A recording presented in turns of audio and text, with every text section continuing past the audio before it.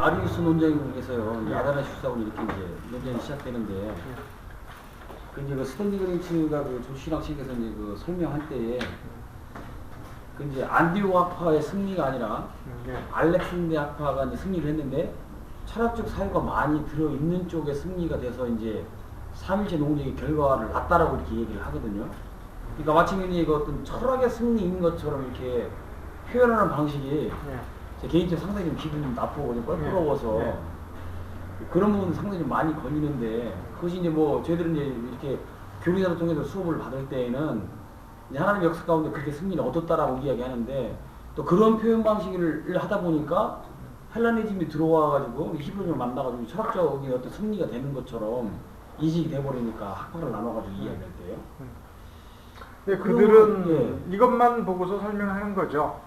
그거 뭐냐면은 그 최종적 결과물로 니케아 콘스탄티노플 신조의 그다음에 그 관련 그 논문들을 보면 그 철학자들, 학자들이 쓰는 당시 헬라 철학자들이죠. 철학자들이 쓰는 어휘들과 논리 전개 방식이 나타난다 이거예요. 그거를 보고 하는 얘기입니다. 근데 그 초점은 그게 아니죠. 쉽게 말하면 철학자들은 철학밖에 보이는 게 없어요. 그러니까 누가 무슨 말을 하면 거기에서 사용된 단어, 이게 뭐 플라톤주의냐, 뭐 아리스토텔레스냐, 신플라톤이냐, 신칸트냐, 이거밖에 보이는 게 없어요.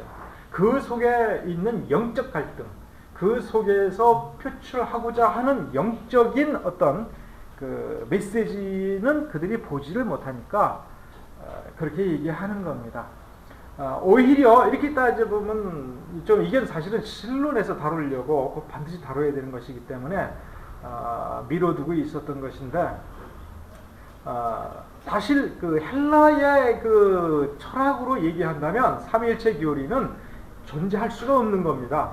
왜냐하면 삼위일체의 내용이 기본적으로 간단히 얘기하면 뭡니까? 자, 성부, 성자, 성령은 단일한 본체예요. 한 본체예요. 그렇죠? 그 일이에요. 자, 그러면 성부, 성자, 성령의 인격은 섞입니까? 중복이 됩니까? 아니거든요. 자, 성부, 성자, 성령 각각이 그 무한의 분량을 3분의 1씩 나누어서 차지하고 계십니까? 아니거든요. 성부가 무한 그대로이시고, 그러면서 조금도 섞이지 않은 상태에서 성령도 무한이거든요. 그 다음에 성자도 무한이고 섞이지 않아요. 자, 무한을 3번 더했는데 단일한 본체 하나가 나왔어요. 1 더하기 1 더하기 1은 1이 돼버린 겁니다. 그러면서도 줄거나 늘거나 하지 않았어요. 자, 산술로 계산해봐요. 이 계산법의 공식이 이게 상식적으로 철학적으로 이 맞는 겁니까? 만일 헬라 철학의 영향에 의해서 삼위일체가 나왔다면 스스로 헬라의 학식과 철학이 붕괴되어 버리는 겁니다. 그렇죠? 즉 어떻게 해서 가장 기본적인 것에 헬라 철학이 승리했다면 그 모순을, 동일류를 스스로 어길 정도의 모순을 스스로 범하는 상태에서 승리했다 이렇게 말할 수 있느냐? 말할 수가 없는 거거든요. 그러므로 그것은 헬라 철학에서 사용하는 어떤 단어를 썼을지 모르지만 그것은 헬라 철학이 아니라 기독교의 본질의 승리인 겁니다. 그러므로 헬라 언어가 담을 수 없는 것을 겨우 몇백 년에 걸친, 100년 정도에 걸친 노력에 의해서 겨우 담을 수 있게 된 것이 삼위일체 교리인 겁니다. 근데 이 교리를 인간의 언어로 설명해보라 그러면은 단일하게 설명을 못합니다. 하나님의 본질에 관한 정의를 인간의 무한자의 그 하신 일이 아니라 그분의 본체에 관한 정의를 유한자의 몇 개의 단어로 담을 수 있다는 것, 그건 불가능한 일이거든요. 그러니까 오히려 헬라 철학이 승리했다면 누가 이기는 거냐면 아리우스가 이기는 겁니다. 왜 그러느냐면 아리우스의 기본 태제는 뭐냐면, 자, 예수 그리스도가 만일에 신이라면 신성이에요. 그죠? 신성, 영적 존재고 무한한 존재예요. 인성, 유한한 존재예요. 자기네들이 알다시피 제한적이고 부족하고 한시적인 존재일 수밖에 없어요. 어떻게 예수라는 인물 속에 무한한 신성과 인성이 같이 공존할 수 있느냐 이거야. 아리우스가 이거는 모순이니까 둘 중에 하나를 없애야 된다 하는 얘기예요. 그러면 이게 철학적으로, 학문적으로, 논리적으로 누구 말이 더 맞아요? 아다나시우스가 맞아요? 아리우스가 맞아요? 아리우스가 학문적으로는 맞는 얘기입니다. 종합이 안 되는 거예요. 당시 철학으로는. 더구나 왜 그래요? 이 인간 세상에 있어서는 잠재적으로 이분법으로 가려는 속성이 있어요. 그래서 성속의 이원론이라는 구분법으로 자꾸 가려고 그래요. 그래서 초대교회의 가장 큰 문제가 되는 이단이 뭐라고 했습니까? 노스틱이라고 했지 않습니까? 근데 노스틱이 무슨 고도의 이교도 철학을 가지고 있기 때문에 무서운 게 아니라 이 이분법적 세계관이 유럽 세계에 자리 잡도록 만들어버린 거예요. 그러니까 뭐냐면 단순하게 영적인 것과 육적인 것은 차원이 다르다 본 거예요. 그래서 노스틱이 딱 들어가니까 영적인 것이 선한 거라면 육적인 것은 악한 거다. 육은 물질적인 거예요. 그래서 신의 세계에 있어서도 물질을 창조한 신은 악한 신으로 본 거예요. 저등한 신이나 그 다음에 영의 세계를 창조한 신은 고등한 신이에요. 그러면 삼위일체 중에 창조주, 우리가 이격, 예수님이 창조주라고 하지 않습니까? 창조주는 선한 신이에요? 악한 신이에요? 악한 신이에요. 그러니까 성부에 종속된다고 보는 거예요. 그러니까 여기서 신의 세계에서도 계급으로 나눔으로써 삼위일체의 근본 교리와 부딪히게 됩니다. 뭐냐면 이 삼위는 성부, 성자, 성령이라고 우리가 얘기하는 것은 그분 사이에 계급이나 위격의 차이가 있어서가 아니라 그분이 하신 일들의 그 인간 구원, 세계 창조와 이 사역의 카운슬에서 그분들이 하고 있는 역할의 성격을 드러내기 위해서 인간이 이해하기 쉽게 아버지, 아들, 성령이라는 용어를 써서 구별을 할 뿐이지 그 사이에는 계급의 차이가 없다. 동등하시다. 이렇게죠. 어느 누구도 다른 위격에 종속되지 않는다. 이렇게 설명한다면 이 이분법적인 노스틱적인 관념에 들어간 사고방식과는 근본적으로 다른 겁니다. 자, 그러면 이 삼분설이 왜 등장하느냐 하면 인간에 있어서도 삼분설이 등장하는 이유는 영과 육은 이렇게 선하고 악한 것이 직접 부딪히게 되면 부딪히는 것 자체만으로도 영은 악한 것이 되어버려요. 그러니까 영이 여전히 선을 유지하기 위해서는 중간에 완충장치가 필요한 거예요. 그래서 히랍에서는 삼분설을 자꾸 얘기하게 되는 거예요. 이게 혼이 뭐예요? 더러운 육신과 깨끗한 영이 부딪히지 않도록 해주는 완충장치인 거예요. 그래서 영과 혼이 분리가 되면, 영과 육이 분리되면 혼은 더 이상 필요가 없잖아요. 그래서 뭐 어디로 가냐, 뭐 사라진다, 뭐 등등. 왜? 그다음부터 중요한 게 아니니까. 자, 그렇다면은 이런 논리에 입각해서 본다면 하나님 신성성과 인간의 인성이 공존한다는 것은 더더욱 받아들일 수가 없는 겁니다. 헬라 철학에서 보면. 그러면은 둘 중에 하나를 부정해야 돼요. 육신이 이게 실제 육신이 아니고 육신의 모양으로만 보였을 뿐이다. 이게 가현설 이단 아닙니까? 가현설이 왜 나온 거예요? 헬라 철학 입장에서는 기독교의 주장이 말이 안 되기 때문에 이거를 부정하니까 가현설이 되는 거예요. 그럼 이번에는 신성을 부정하니까 예수는 사람이다. 이런 주장이 또 나오는 거예요. 그러니까 이것도 다 기독교의 전체 그 성경의 말씀을 가르침에 놓고 보면은 다 안 맞는다 이거예요. 아리우스 논쟁도 이런 와중에서 생긴 겁니다. 그렇다면 헬라 철학의 승리라고 얘기하려면 아리우스가 맞다고 얘기하고 싶은 거예요. 그래서 오늘날 그 자유주의자들은 지금 경향이 어느 쪽으로 갑니까? 아리우스주의로 가는 거 아닙니까? 예수의 신성성을 자꾸 부인하잖아요. 그래서 예수를 인성이고 더군다나 완전한 인간도 아니고 보통 인간이고 하다는 얘기로 자꾸 가지 않습니까? 예를 들어서 이것도 금방 한 얘기도 우리 내용에 금방 접목할 수가 있습니다. 예를 들어서 신성이 아니고 인성이라고 칩시다. 인간 예수가 성경을 읽고 구약 성경을 읽고 깨달음을 얻어서 다른 사람들을 위해서 희생해서 구원을 이루게 했다. 우리는 그 예수를 믿어 구원받는다. 그러면 우리의 구원에 사람이 이룬 요소가 있죠. 그럼 하나님께 영광이 되는 겁니까? 안 되는 것이죠. 이게 또 어긋나 버리는 거예요. 자, 하나님의 창조 자체가 최초의 풍부한 자기 계시이다. 그러므로 이스라엘 종교와 이방 종교 사이에는 이 일반 계시에서 그 차이가 있지 않다. 아담이 타락한 이후에도 계시는 지속이 되었고 주어진 계시는 유지가 된 겁니다. 그러나 계시를 주시는 것에 있어서는 그 성격이 달라졌습니다. 그리고 계시는 다른 내용을 갖게 되었습니다. 일반 계시, 창조 속에 심겨진 계시는 하나님이 이와 같이 장엄하시다, 하나님은 이와 같이 영광되다라고 하는 성격을 갖습니다. 하나님의 영광을 선포하는 겁니다. 그러나 인간이 타락한 이후에는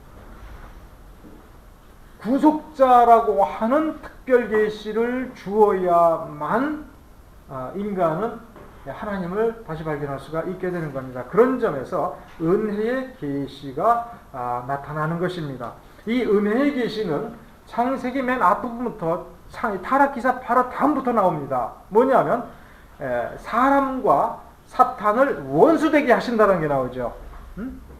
여인의 씨가 후손이 뱀의 머리를 짚밟는다 해서 원수되게 한다는 것 자체가 이미 하나님의 은혜의 계시라 이거예요. 왜? 인간이 죄 지었을 때 인간은 누구 편이 된 거예요? 죄, 사탄 편이 된 거예요. 사탄과 한 통속이 된 거예요. 그러면 사탄과 사이가 좋게 되고 끝까지 가면 그만인데, 하나님께서 뭐라고 했냐면 그 인간, 죄 지은 인간 보고 이후로 사탄과 원수되게 만들어준다고 했지 않습니까? 그러면 그 인간은 다시 뭐가 된다는 거예요? 하나님 편이 된다는 거죠. 그 약속이 그 안에 있는 겁니다. 그러니까 원수되게 했다, 이제 복수해라.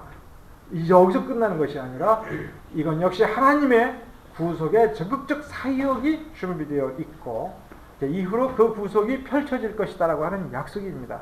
그러니까 창조가 완전히 하나님의 것이고 인간이 타락한 이후에 바로 다음부터도 완전한 하나님의 구속의 그 은혜 가운데에서 인류 역사가 계속 진행이 되었다는 점에서 100% 하나님만이 영광을 받으시게 되는 겁니다.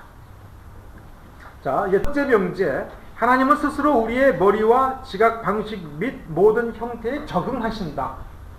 자기를 그렇게 낮추신다. 이거를 겸손, 겸비라고 얘기합니다. 자, 아까 우리가 맨 처음에 명제, 유한은 무한을 닮지 못한다.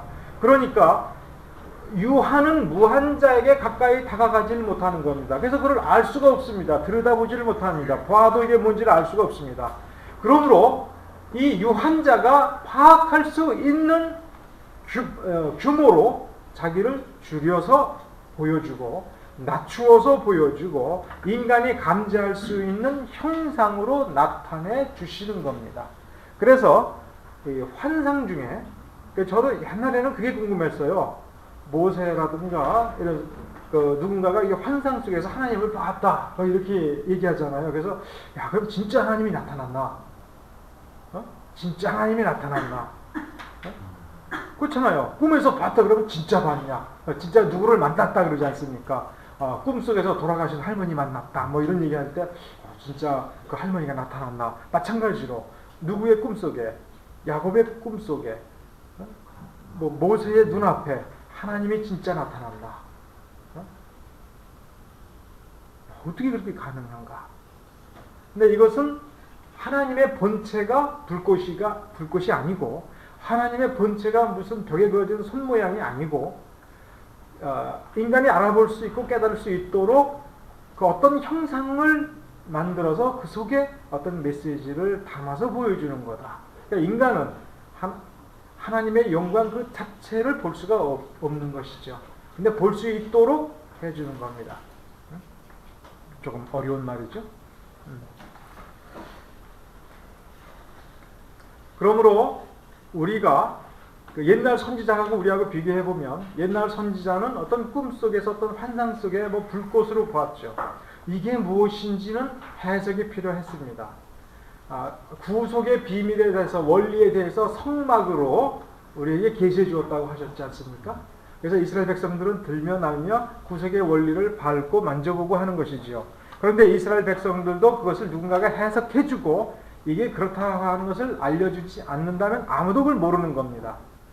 예를 들어서 출애굽할 때에 그 출애굽 홍해를 물을 가르고 밟고 건넜다든가 구름 기둥, 불 기둥, 그 다음에 만나와 메추라기 이런 것들이 그리스도를 가리킨다라고 하는 것도 당시 사람들은 정확히 얘기해 주기 전까지는, 그리고 그래서 깨닫기 전까지는 모르는 것이죠. 그런데 우리는 성경 자체, 신약 성경 자체에 구약의 그런 계시에 대한 해석과 설명이 있죠. 그래서 우리는 계시를 좀 더 명료하게 알고 있는 겁니다. 이렇게 더 명료하게 알수록 그것은 더 큰 은혜라고 하는 것을 우리가 이해하고 있어야 된다 하는 것입니다. 하나님께서 우리에게 더 명료하게 깨닫도록 다가오신 것입니다. 그만큼 우리가 다가 들어갔다기보다도 그분이 우리에게 다가온 겁니다. 우리의 실제 존재는 큰 변화가 없어요. 우리가 예수 믿었다고 해가지고 그날로 무슨 어깨에서 날개가 나왔습니까? 아니면은 벽을 막 뚫고 지나갈 수 있는 이상한 존재가 되었습니까? 우리가 예수 믿기 전이나 우리는 변함이 없는데 우리 내면적으로는 하나님을 더 많이 알아가고 하나님의 사랑이 더 갈급하고 그 사랑을 우리는 때로는 실감나게 느끼죠. 그것은 우리의 존재가 그에게 다가가기보다는 그만큼 더 명료하게 우리에게 다가오신 것이지요. 자, 이제 무한자가 유한자에게 유한자가 알아들을 수 있도록 또 지각할 수 있도록 그 알맞은 형태로 갖추어서 우리에게 다가오시는 것. 그래서 적응이라고 할 수도 있고, 그렇죠. 적응한다. 이것이 바로 이 성육신의 원리이고, 또 이것이 문자로 있는 두 번째 성육신이라고 말할 수 있는데, 문자의 옷을 입어서 성령이 되는 것에도 이 원리가 적용이 될 수가 있습니다. 그렇게 이 계시라고 하는 하나님의 행위를 인정한다면, 그리고 전능자가 이 현실 역사에 개입해서 어떤 결과물들을 이루어 놓는다고 하는 것을 이해한다면, 성육신도 그다음에 성경이 하나님의 말씀이라는 것도 이해할 수 있는 사항이죠. 그러므로 모든 그 자유주의 신학에서는 기독교의 정통 교리와 정통적인 노선을 부인하기 위해서 반드시 이 계시론을 수정을 합니다. 그래서 실질적으로 주의 깊게 읽어보면 계시를 인정하지 않고 받아들이지 않습니다. 그래서 마치 전적으로 인간 스스로의 연구와 노력, 그 다음에 인간이 이해할 수 없는 것, 인간의 논리로 수용할 수 없는 것은 거부하거나 수정하려는 노력이 반드시 나타나기 마련입니다. 자, 그 다음에 세 번째 원리는 하나님은 스스로 우리에게 자신을 감추신다라고 하는 것이 세 번째 원리입니다. 그것은 무한자이기 때문에 유한자가 이해할 수 있는 분량은 바로 유한자의 분량 그만큼입니다. 바다가 아무리 넓더라도 1리터짜리 컵밖에 내가 들고 있지 못하면 한 번에 담을 수 있는 건 1리터입니다. 그리고 그것으로 나는 가득 찼다고 말할 수 있지만 나머지 바닷물이 그대로 있는 겁니다. 그러므로 하나님께서는 자기 자신을 완벽하게 다 주실 수도 있습니다만 그런 점에서 신비입니다. 그런 점에서 우리가 파악한 것은 또한 유한자의 극히, 그러니까 무한하신 하나님의 극히 일부에 불과하다고 하는 점, 그리고 하나님께서는 자기 자신에 관한 지식을 상당 부분 원할 때에는 보여주지 않고 자기 쪽에게만 남겨놓을 수가 있는 겁니다. 그 대표적인 것이 예를 들어서 그 사탄이 지은 죄, 그 악의 기원에 관해서도 우리는 모릅니다. 또한 삼위일체에 관한 전모를 우리는 모릅니다. 또 우리는 이 어머니 뱃속에서 죽은 갓난 아이의 구원에 관해서도 그 원리조차도 우리는 모릅니다. 다만 미루어 짐작할 수 있는데 확실하게 짐작할 수 있는 것, 아마 틀림없이 이것 맞을 거다라고 할 수 있는 건 뭐냐면 갓난 아이가 천국 가냐 지옥 가냐도 하나님 주권에 있다. 이거는 확실히 알아요. 그러나 다 구원받을 때 다 지옥 갈지 우리는 도무지 짐작조차 못합니다. 또 우리가 예수님 오신 뒤에 천국 가서 뭐하고 영원히 살지 짐작만 할 뿐입니다. 근데 거기에 가끔 성경에 곳곳에 보면 뭐 고을을 다스린다 뭐 이러는데 뭐 신자들이 다 고을 다스리면 누가 다스림 받을까? 참 이상하다. 그렇지만 모르죠 우리. 그 몰라요. 그러면 지옥에 있는 자들을 우리가 다스리고 있을까? 그것도 참 몰라요. 그 다음에 한국은행에 있는 그 많은 돈은 다 어떻게 하실까? 그것도 모르죠. 그 다음에 또 우리가 모르는 게 또 아주 근본적으로 모르는 게 있습니다. 뭐냐 하면 10골, 5골, 10골 다 드린다. 그게 천년왕국 그 얘기하는 거 아닙니까? 거기에 대해서도 우리 잘 모릅니다. 그러니까 다만 이제 그 천년 왕국 때문에 그래서 그 자료가 불분명하기 때문에 어떤 분은 전천년설을 얘기합니다. 그런데 또 어떤 분은 후천년설을 얘기합니다. 그러니까 예수님이 지상 재림하기 전에 천년 왕국이 있다. 또 어떤 분은 지상 재림한 이후에 그 하나님 나라에 들어가기 전에 천년 동안 낙원처럼 살 거다. 이게 자료가 불분명하니까 의견이 갈라집니다. 무천년설은 뭐냐면 사실 이런 천년 왕국이 없다 이거예요. 예수님 재림하면 바로 백보자 심판을 통해서 하늘나라로 들어간다. 이것에 대해서 확증 지을 수 있는 자료가 좀 부족합니다. 또 세대주의 전천년설이 있죠. 세대주의 전천년설도 너무나 복잡합니다. 전 3년반, 후 3년반, 그러니까 7년 대환론도 얘기하고, 또 공중재림도 2단계로 나눠지고, 도무지 불분명합니다. 한 가지 대체적으로 양심적인 학자들의 그 연구에 의하면 그 세대주의적 전천년설은 너무나 문제가 많아서 받아들이기가 어렵고, 그러나 역사적 전천년설과 무천년설 둘 중에 하나가 오를 수밖에 없는 인간의 논리는 둘 중에 하나가 옳은 거죠. 그죠?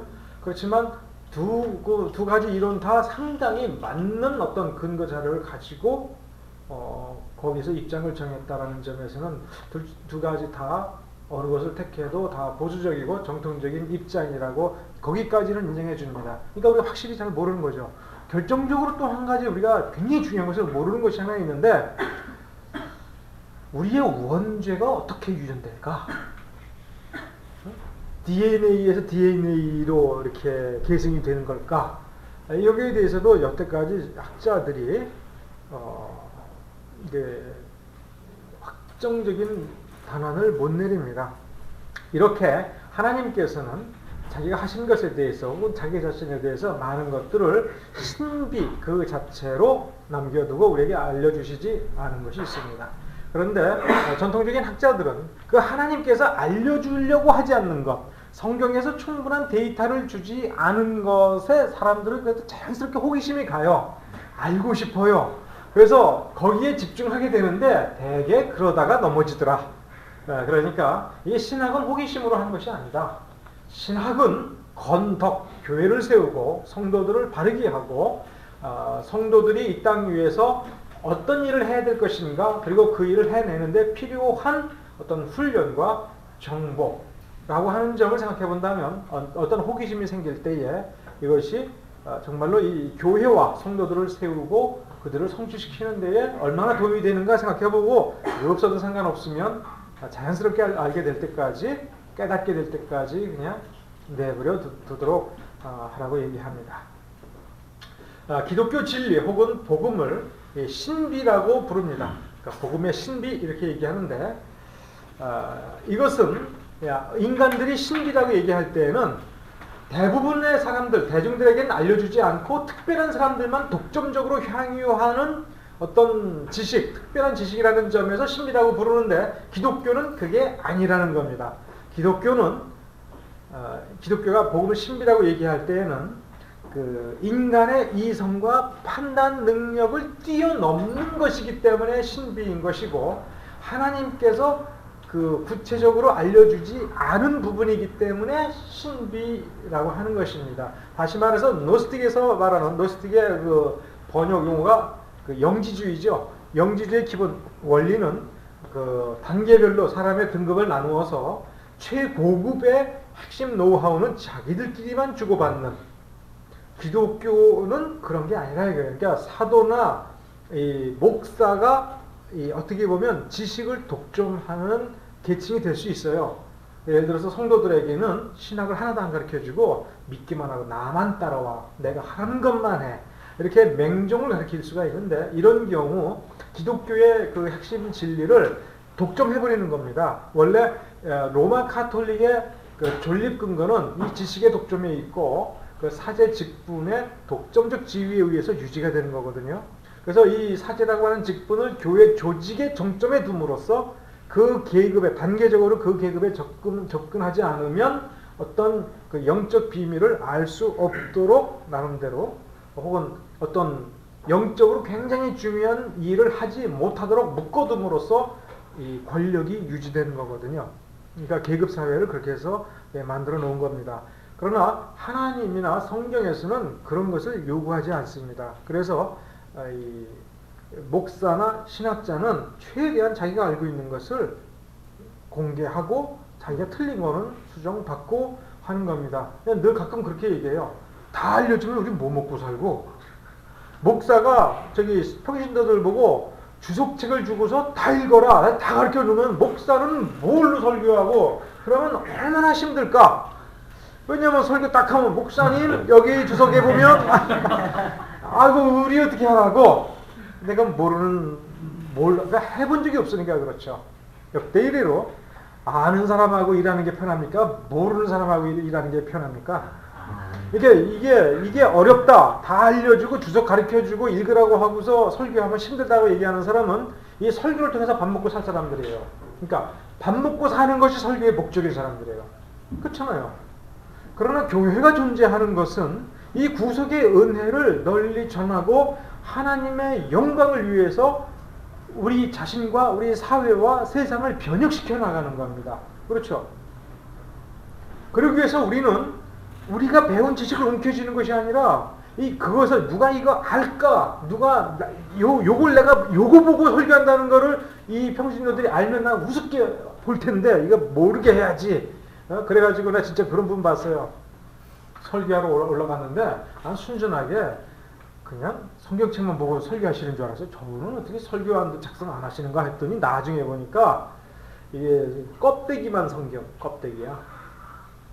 안에는 그냥 어디 설교집이에요. 복사하기도 귀찮다 이거지. 그래가지고 그러니까 나중에는 어떤 그 설교 잡지에서 설교를 제럭스 복사해가지고 그거 올라가지고 가는 분이 있는데 그분이 참 순진하게 보이더라고. 껍데기 떼가지고 딱 넣으면 그냥 차례대로 펴서 보면 될 거 아니야. 올라가기 전에 한번 쓱 보고 대충 뭐 잊어먹으면 막 헛소리 막 하다가 얘와 막 농담하다가 눈에 보이면 그 다음 대지 또 하고 헛날 그렇게 1년 12달 설교하는 분을 봤어요. 이런 분들한테는 다 이렇게 설교집 알려주면 우리 뭐 먹고 살아 이런 얘기가 나오죠. 그러나 우리가 해야 될 일, 우리가 사탄의 방해 공작, 세속화와 싸우는 그 긴장감을 가지고 있다면 이 강한 군대가 되기 위해서는 지도자의 핵심 전략과 전술, 우리가 지금 어떤 군사행동을 해야 될 것인가를 말단에까지 철저히 잘 알고 있어가지고 더 이상 지시하지 않아도 우리 작전계획은 이러니까 해서 그 시간 딱 보고 뛰자. 알아서 뛰는 거. 여기서 우리 엎드려서 총 쏴야 돼. 저쪽이야. 왜? 작전계획이 그렇게 돼 있거든. 그러면서 착착 움직여 나가는 것이 강한 군대 아닙니까? 그러니까 여러분도 건강하게 목회하려면은 열심히 공부해가지고 알려주십시오. 다 알려주고 그런데 다 알려주니까 굉장히 똑똑해 사람들이 다 소화를 해. 그럼 거기서 긴장감이 들지 않습니까? 이 긴장감 때문에 목사는 목사가 될 수 있는 겁니다. 평신도는 우리 목사님이 참 잘 가르치는구나. 그러니까 열심히 목사님 쫓아다니면서 배워야지. 우리 이사 가면 못 배우잖아. 그 긴장감으로 살면 목사는 더 연구해가지고 더 좋은 거 가르쳐줘야지. 그러면서 자기가 죽을 때까지 발전하는 겁니다. 그러면서 우리가 이렇게 아는 것이 끝나는 것이 아니라 우리가 해야 될 일이 있다 이거예요. 이 시대의 이 부패를 우리가 치유할 수밖에 없다 이거예요. 암 환자가 암을 고칩니까? 암 환자는 암이 낫기를 기대할 뿐이에요. 다른 사람이 용하다라고 해서 먹어보라고 그러면 먹어볼 뿐입니다. 그러면서 낫기를 바랄 뿐입니다. 암 환자가 자기의 암을 수술은 못해요. 이 세상의 부패는 부패된 사람들이 고치지를 못합니다. 자기가 사람에게서 부패가 나왔는데 그 사람의 부패가 유지된 상태에서 사회에 그 시궁창처럼 썩은 물이 흘러나온 것만 치운다고 그래가지고 사회가 깨끗해지지가 않습니다. 매일매일 하나님을 만나고 하나님의 진리 속에서 자기가 고쳐지는 사람들이 조금씩 나아져가면서 더러운 걸 치울 때에 사회가 나아져가는 겁니다. 나 혼자 예수 믿고 천국 가려면 예수 천당 하나면 끝나는 거예요. 근데 우리가 신학을 해야 되는 이유는 우리가 맞서 싸우고 본질적인 이 하나님의 사명을 감당해서 하는 과정에서 맞부딪히게 될 원수는 매우 준비를 잘한 사람입니다. 이 사탄과 사탄의 하수인들은 굉장히 철저히 준비를 해놓고 굉장히 결속을 잘하고 있습니다. 예를 들어서 이 사기꾼들이 그 작당을 해가지고 누구의 재산을 사기치려고 하지 않습니까? 자, 누가 더 뛰어난 열심을 보이겠습니까? 사기 당하는 사람이에요? 아니면 사기 치는 사람이에요? 하나님의 영광을 뺏어서 그 파멸이라는 정해진 그 운명이 다가오기 전에 최대한 그 영광을 맛보겠다고 달겨드는 사람이 열심이겠습니까? 아니면 그냥 순진하고 착한 성도들이겠습니까? 네? 순진하고 착한 성도들은 가끔 어벙한 짓도 많이 해요. 하나님이 다 이렇게 인도해 주시니까 어떤 때는 하나님이 가만히 있으라는가 보다 하고서 그냥 가만히 있을 수도 있어요. 그러나 그 순간에도 쉬지 않고 우는 사자처럼 삼킬 것을 찾아서 열심히 돌아다니는 건 바로 사탄의 하수인들입니다. 그런 점에서 굉장히 무서운 적입니다. 그래서 우리는 신학을 열심히 해야 되는 것이죠. 자, 이제 호기심이 아니라 적극적으로 배우고 적극적으로 가르치고 그래서 강한 교회를 만드십시오. 그렇다고 해서 여러분의 가르침을 못 따라오는 사람은 바보니까 내쫓으라는 게 아니라 바로 여러분이 잘 배워야 되는 것은 그들을 잘 이끌기 위해서 그들을 충분히 돌보고 충분히 개발시켜 줄 수 있는 데까지 개발해 주기 위해서 여러분은 아는 자일 뿐만 아니라 가르칠 능력이 있는 선생이 되기 위해서 잘 배워야 되는 것입니다. 그래서 다 같이 천국에 가야죠. 그리고 다 같이 이 땅에 천국 가기 전에 멋진 일들을 그래서 하나님을 영화롭게 해드려야 될 그 소명을 감당을 해야겠죠.